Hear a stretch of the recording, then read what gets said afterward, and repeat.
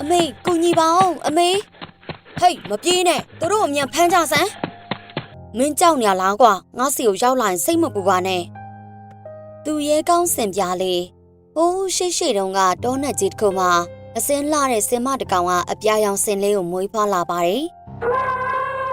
အိုးမိုးနီမင်းမွေးထားတဲ့ကလေးလေးကအယောင်ချောတာပဲကွာအားလုံးကျေးဇူးတင်ပါတယ်သူကသူ့ဖေနဲ့တူရဲ့လေ3 လလောက်ကြာမှတော့စင်ပြားလေးကတဖြည်းဖြည်းနဲ့ကြီးပြင်းလာပါတယ်ဟေးကဲအခုအစပြီးတော့ငါစရေးပြီနော်1 2 3 4 5စင်ပြားလေးကအခုလိုရေတွက်လိုက်တော့ဖားရီအားလုံးကပုံနေကြပါတယ်အိုးဟိုငါရဲ့အောက်မှာပါရှိနေရလဲအခုငါလာပြီနော်မင်းတို့ပုံနေတာတော့တယ်ငါဘယ်မှာရှာမလဲဘယ်မှာလဲကွာဘယ်မှာလဲဟေးဒီမှာအားလုံးပဲငါအယုတ်သေးရပြီဒီယိုယူလာပါဟာဟာဟာဟာငါတို့ကူညီပါအောင်သူတို့ငါတို့အနိုင်ကျင့်နေတယ်ကူညီပါအောင်မင်းတို့တွေစိတ်မပူပါနဲ့ရှော့ကွာရှော့ဟဲ့ကောင်တွေငါတငယ်ချင်းအခုလွတ်လိုက်ပါအော်မင်းရပါငါတို့နဲ့ကစားကြံလို့လားကွာသူတို့အနိုင်မကျင့်ပါနဲ့ကွာဘာလဲမင်းကအမိတ်လာပေးနေပြန်ပြီလားမင်းရဲ့ခွန်အားကိုစမ်းကြည့်ရမယ်ကွာဟျောင်းလာလေလာမင်းကြောက်ညာလားကွာငါမင်းတို့နဲ့ရမဖြစ်ချင်ဘူးလာငါတို့သွားရအောင်စင်ပြားလေးကလည်းဖားလေးတွေခေါ်ပြီးထွက်လာလိုက်ပါတယ်ဟေးငါလည်းအရန်ပြင်းနေတယ်အိုး तू ကကြောက်တာမဟုတ်ဘူးညံကောင်းတာပဲဟာဟာဟာစင်ပြားလေးကသူတို့ပြောနေတာတွေကြားပြီးစိတ်ဆိုးသွားပါတယ်ဟေးမင်းတို့ဘာတွေပြောလိုက်တာလဲကြည်စမ်းသူဒေါသထွက်နေပြီဟာဟာစင်ပြားလေးကတော့သူ့ကိုဝိုင်းပြီးတော့လှောင်ပြောင်နေတာကိုကြားလိုက်ရပြီးဒေါသထွက်သွားတယ်အဲ့ဒီအချိန်မှာတော့စင်ပြားလေးကချက်ချင်းပဲအားကုန်တုံးပြီးတော့တိုက်ခတ်လိုက်ပါတယ်သူတို့အားလုံးလည်းအပြင်းထန်ပြန်လဲတိုက်ခိုက်ကြတယ်ဟေးချကွာချကောင်းတယ်ထက်ချလိုက်ဒါပဲလေ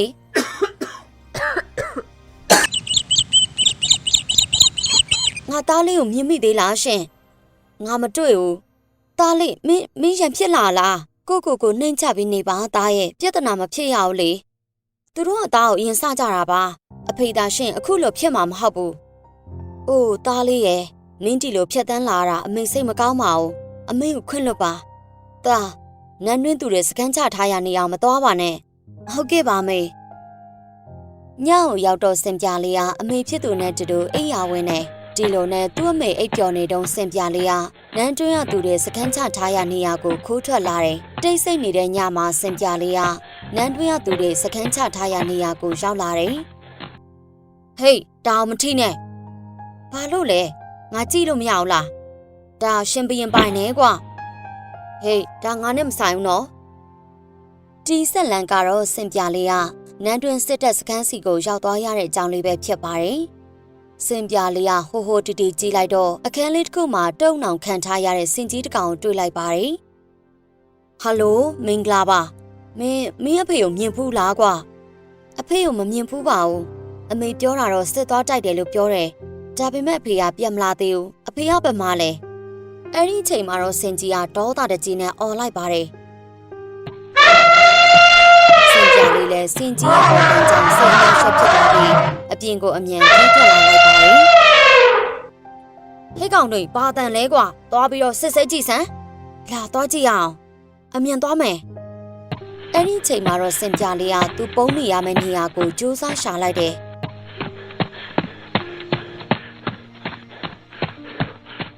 လာတခြားနေရာကိုသွားကြည့်အောင်လာသွားကြမယ်ဟေးခဏကြာမှာတော့ရဲမက်တွေရဲ့အော်တန်ကစူညံသွားတယ်ပြေးသူတို့လိုက်လာပြီဟေးမပြေးနဲ့သူတို့အမြန်ဖမ်းကြစမ်းစင်ပြလေးကလည်းဘယ်မှာပုံးရမှန်းမသိဖြစ်နေပါတယ်အိုးဖျားကြီးဘာတန်လဲဟေးမပြေးကြနဲ့မြန်လိုက်ဖမ်းစင်ပြလေးကတော့မင်းသားလေးရဲ့အဆောင်ထဲကိုဝင်ပြေးသွားပါတယ်ဒါမင်းသားလေးရဲတီဟာရဲ့အဆောင်ပဲသူကအထဲကိုဝင်ခွင့်ပေးမှာမဟုတ်ဘူးဖြစ်နိုင်ပါတယ်သူဒီထဲကိုရောက်သွားတာပဲအိုးမင်းသားလေးကြားမှန်ပါတယ် မင်းသားလေးအဆောင်ထဲကိုစင်ငယ်တကောင်ဝင်သွားတာတွေ့ရပါတယ်။အဲ့ဒါမင်းသားလေးရဲ့စင်လား။ဂျေဆုပြုတ်ပြီးတော့ဖြေပေးပါ။ဟေးမင်းမကြောက်ပါနဲ့ကိစ္စမရှိပါဘူးကွာမင်းကြောက်ညာလား။မင်းသားလေးကစင်လေးကိုပုတ်ပေးလိုက်ပြီးအနောက်တကားကနေထွက်သွားခိုင်းလိုက်ပါတယ်။မင်းတီကနေအမြန်ထွက်သွားတော့ဘာလို့တလောက်တောင်မှကြားနေရလဲငါတို့အားလုံးသွားကြရအောင်ဒီမှာဘာလုပ်နေကြလဲမင်းသားလေးစိတ်မရှိပါနဲ့သွားကြတော့နောက်တစ်ချိန်အခုလိုမဖြစ်စေနဲ့ကောင်းပါပြီမင်းသားလေးခွင့်လွတ်ပေးပါစင်ပြလေးကတော့မင်းသားလေးရဲ့အနောက်ကားကနေထွက်လာပြီးတောအုပ်လေးတဲ့ကိုအမြန်ပြေးလာခဲ့ပါတယ်အဲ့ဒီအချိန်မှာပဲအဆောင်တွေကစင်ပြလေးကိုတွေ့သွားပြီးအမြန်လိုက်ဖမ်းကြတယ်စင်ပြလေးကပြေးရင်သွားရင်နောက်ဆုံးမှာတော့ကြောက်ကပားစီကိုရောက်လာပြီးအောက်ကိုပြုတ်ကျသွားခဲ့ပါတယ်။အိုး तू ပြုတ်ကျသွားပြီ။ तू ကတော့အသက်ရှင်မှာမဟုတ်တော့ဘူး။လာပြန်ကြရအောင်သွားမယ်။အဲ့ဒီအချိန်မှာတော့စင်လေး၃ကောင်ကအဖမ်းခံထားရပါတယ်။အမေကဲပါမေးကူညီပါအောင်။စင်ပြလေးကတော့ရေစီအတိုင်းမျောလာပြီးတစ်ဖက်ကမြစ်ကမ်းလေးပေါ်မှာတင်နေပါတယ်။ခဏကြာတော့စင်ပြလေးလည်းတတိပြန်ရလာတယ်။အိုးငါပြောသေးပဲငါဘယ်ကိုရောက်နေရလဲငါပိုက်စားတယ်စင်ပြလေးကငါပြောသေးကိုယူဖို့ကြိုးစားပေမဲ့အနောက်ကအတန်ကြောင်လှန့်ပြီးလဲကျသွားတယ်မင်းဘာလုပ်နေရလဲမင်းကိုထိတ်လန့်သွားစေမိလို့စိတ်မကောင်းပါဘူးအခုပိုက်စားနေရလားဟုတ်တယ်ငါပိုက်စားနေလို့မင်းဒီမှာစားနော်မင်းနာမည်ဘယ်လိုခေါ်တာလဲငါနာမည်ကတော့စင်ပြကြံပို့ပါငါနာမည်ကတော့ချွန်ဖူပါဒါနဲ့မင်းဘယ်နေလားလဲမင်းမိသားစုအောင်ဘယ်မှလဲအဲ့ဒီအချိန်မှာတော့စင်ပြလေးလဲသူကြုံတွေ့ခဲ့သမျှကိုပြန်ပြောပြလိုက်တယ်ချွန်ဖူလဲစင်ပြပြောတာကိုနားထောင်ပြီးတော့စိတ်မကောင်းဖြစ်သွားပါတယ်ဒီနန်းတွင်အဆောင်တွေကစင်တွေကိုဖမ်းပြီးချုပ်ထားကြတာလေစင်ထီးတွေကိုနိုင်ငံအတွက်ဆိုပြီးတော့ထိမ့်သိမ်းထားကြတယ်သူတို့ကစစ်ပွဲမှာအသုံးပြုချင်လို့ပဲအဖမ်းခံရပြီးရင်လေ့ကျင့်ရတယ်အခုဆိုအများကြီးအဖမ်းခံထားရတယ်ဒါတကယ်လားယင်ငါတော့အမေကိုပြန်ရှာရမယ်အခုမင်းကနဲ့တူတူလိုက်ခဲ့သွားကြရအောင်စင်ပြလေးကဂျွန်ဖူနဲ့တူတူသူ့အမေရှိတဲ့နေရာကိုရောက်အောင်သွားပေမဲ့သူ့ရဲ့အမေကိုမတွေ့ရတော့ပါဘူး။အိုးငါရဲ့အမေကဘယ်ရောက်သွားလဲ။ဒါငါရဲ့အမားပဲအမေကိုရဲမက်တွေကဖမ်းသွားပြီထင်တယ်။ဝမ်းနဲ့နေပါနဲ့ဟာအမားနဲ့ဘသူမှမကင်ဘူး။အရင်ကြီးလည်းမတွေးပါနဲ့မင်းနဲ့ငါအတူတူနေလို့ရတာပဲ။ဒီနောက်မှာတော့ဂျွန်ဖူကစင်ပြလေးကိုသူ့ရဲ့သခင်ဖြစ်သူစီခေါ်သွားလိုက်ပါတယ်။အိုးချွန်ဖူမင်းဘယ်ကနေပြန်လာလဲ။ तू ကဘာတူလဲမင်းရဲ့တငယ်ချင်းလား။ချွန်ဖူမင်းငါ့ကိုကူညီထားပေးလို့ကျေးဇူးတင်ပါတယ်။ငါအယံဝမ်းသာတာပဲ။နောက်တနေ့မှာတော့မင်းသားလေးရဲတီဟာကသူ့ရဲ့ရန်သူဖြစ်ဖူးတဲ့မင်းရဲ့ကြော်နဲ့တွေ့ဆုံခဲ့ရပါတယ်။ तू ကဘာကိုကြည့်နေရလဲ။အခုမင်းနဲ့ငါရန်သူတွေဖြစ်သွားပြီနော်။နောက်နေ့မှာတော့ချွန်ဖူကစင်ပြလေးရဲ့တန်ရာကိုဆေးတွေထည့်ပြီးစီးနှောင်ပေးလိုက်ပါတယ်။ကျန်ဖို့မင်းရဲ့ခြေထောက်ကအများကြီးတက်တာလာပြီ။ဟုတ်ပါတယ်ချွန်ဖူရဲ့မင်းကိုကျေးဇူးတင်ပါတယ်။ငါတို့နန်းတွင်းစခန်းမှာဘလို့လေ့ကျင့်နေကြလဲဆိုတော့သွားကြည့်အောင်လေ။အဲ့လိုနဲ့ချွန်ဖူနဲ့စင်ပြတို့ဟာအတူတူထွက်လာလိုက်ကြပြီးတခြားဆင်တွေလေ့ကျင့်နေကြတာကိုကြည့်ရှုလိုက်ကြပါတယ်။နန်းတွင်းစခန်းထဲမှာတော့ဆင်တွေကအမျိုးမျိုးလေ့ကျင့်နေကြပါတယ်။အိုးသူတို့ကတကယ်ကိုတန်မာကြတာပဲ။ဘာလဲကြံဖို့မင်းအားကြနေပြီလား။သူတို့ကဒီလိုပဲခက်ခဲလေ့ကျင့်ရတယ်။တာဝန်ထမ်းဆောင်ရတဲ့ဆင်တွေကအရင်ကတန်မာကြတယ်။ပထမနေရာအဖြစ်ရွေးချယ်ခံရပြီဆိုရင်ဘရင်ရဲ့သူရဲကောင်းဆင်အဖြစ်ရွေးချယ်ခံရတယ်။အိုးအံ့ဩစရာပဲနော်။အဲ့ဒါကြောင့်မင်းလည်းစူးစမ်းတဲ့နယ်လို့ထင်တယ်။ငါမင်းကိုအမြဲတမ်းအားပေးနေမယ်။ကောင်းပြီလေချွန်ဖို့ငါစူးစမ်းပါမယ်။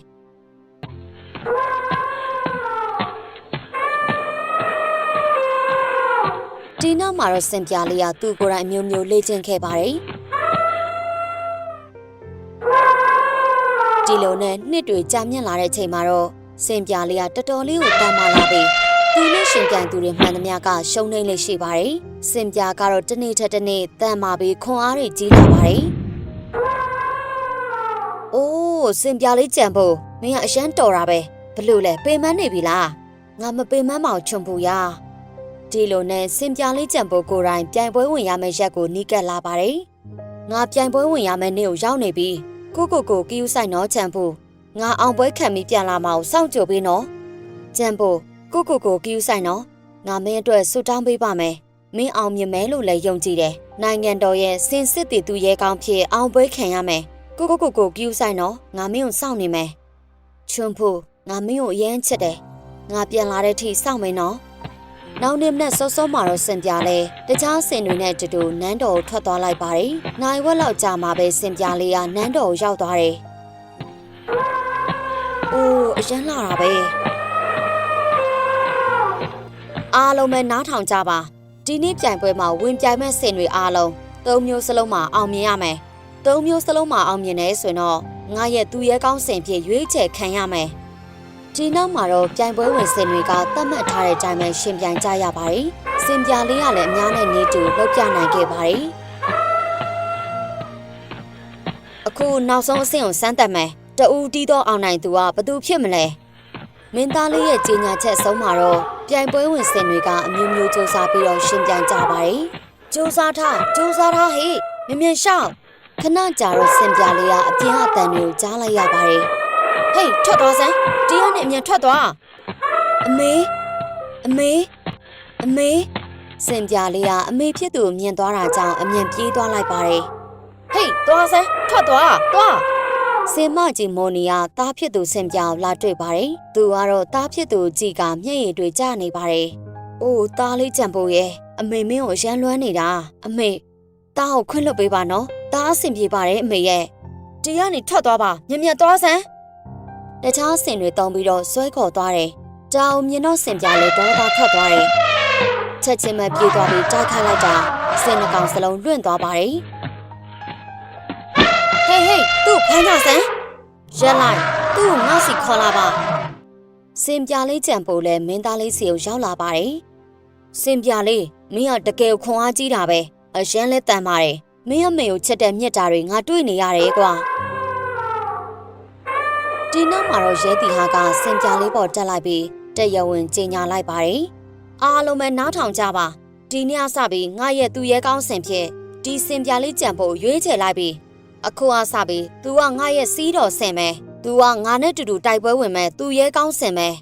မင်းသားလေးတတ်တော်ရကြုံရှိပါစေဒီနောက်မှာတော့စင်ပြလေးကသူ့ရဲ့အမေဖြစ်သူနဲ့တွေ့ဆုံခဲ့ပြီး သူကြုံတွေ့ရသမျှတွေကိုပြောပြနေပါတယ်အမေသားကိုပြန်တွေ့ရလို့အရှမ်းဝမ်းသာတာပဲသားရဲ့အဆောင်တွေသားကိုဖမ်းသွားတဲ့ကအမေမင်းကိုတွေ့ခဲ့တယ်ပြန်မစုံနိုင်တော့ဘူးလို့ထင်နေတာအမေခုအရှမ်းပျော်တယ်သားရဲ့အခုသားရဲရင်နဲ့တန်ပါတယ်ခွန်အားကြီးတယ်မင်းအဖေလိုပဲအမေသားအမေအတွက်ကုံယူရအောင်ကြိုးစားမှာပါမနေ့ဖြန်သားတိုက်ပွဲဝင်ရမယ်အောင်ပွဲယူပြီးပြန်လာမယ်အမေသားကိုယုံကြည်တယ်သားအတွက်ဆုတောင်းပေးနေမယ်အမေမျှော်နေမယ်နော်သားလေး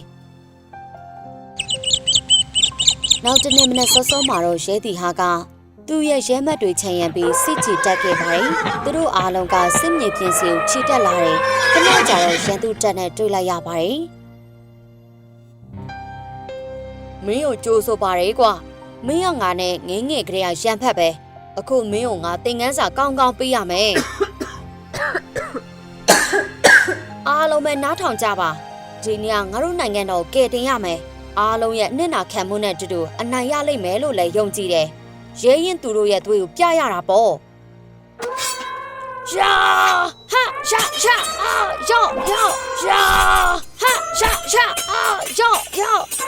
ရဲတီဟာတို့ဖက်ကရဲမက်တွေလည်းရွချွန်တိုက်ခိုက်ကြပါတယ်တိုက်ပွဲကကြာလေပိုပြင်းထန်လာပြီးအတန်တွေကလည်းစူညံသွားပါတယ်ခဏကြာတော့မင်းသားလေးရဲတီဟာနဲ့မင်းရဲကျော်တို့ဟာအပြင်းအထန်တိုက်ခိုက်ကြရင်နောက်ဆုံးမှာတော့ရဲတီဟာကမင်းရဲကျော်ရဲ့စင်ပေါ်ခုန်တက်သွားပြီးလက်ထဲကဓာတ်နဲ့ရန်သူကောင်ကိုခုတ်ချပစ်လိုက်ပါတယ်ဟေးငါ့ကိုကြည့်စမ်းငါမင်းအဖေကိုတတ်ခဲ့တဲ့သူပဲလွန်ခဲ့တဲ့နှစ်အနည်းငယ်ကစစ်ပွဲမှာပေါ့ကွာမင်းရဲ့အရေးချင်းကမလုံလောက်သေးပါဘူးကွာမင်းအဖေလိုပဲတေးရမယ်ကွာတိတ်ဆန်းမင်းအခုပဲငရဲပြည်ကိုသွားရမယ်စင်ပြလေးကသူ့ဖေကိုတတ်ခဲ့တဲ့ရန်သူဘက်ကစင်ကြီးကိုအားကုန်တုံးပြီးတော့ကြောက်တဲကိုတွန်းချပစ်လိုက်ပါတယ်ဒီစစ်ပွဲမှာတော့မင်းသားလေးရဲတီဟာကအနိုင်ရခဲ့ပါတယ်စင်ပြလေးကြံပို့လဲရန်သူစင်ကိုအနိုင်ရလိုက်ပါတယ်မင်းသားလေးရဲတီဟာကရန်သူရဲမက်တွေအားလုံးကိုဖမ်းဆီးခေါ်ဆောင်သွားရင်ဇလန်းလေးကလည်းပြီးဆုံးသွားခဲ့ပါတယ်ရှင်